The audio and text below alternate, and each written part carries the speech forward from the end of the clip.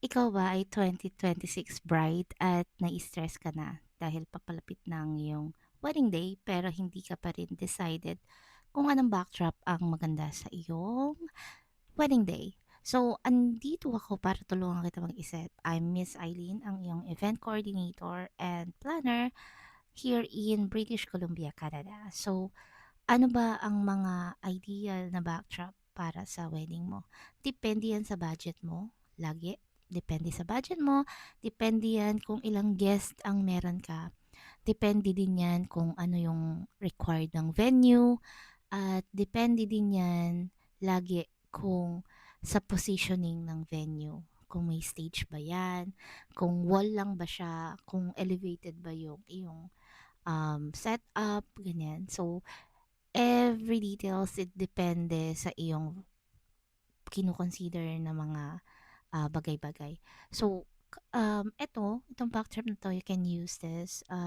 Normally, ang mga backdrop sa wedding, it is about drapes and flowers. So, if I were you, I will not use balloons kasi usually ang ginagamit yan sa mga birthday parties.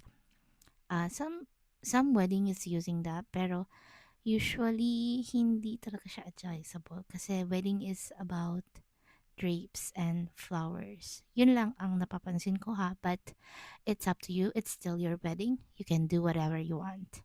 So, sa mga simple backdrop, pwede yan. Kung low budget ka talaga, pwede kang mag-rent ng mga drapes and stands na na mura lang naman din. So, that's why we're here as your event coordinator. We can connect you with those vendors na talagang makakatulong sa'yo na makapagtipid ng budget at ah, pumasok talaga sa banga ang iyong budget sa wedding.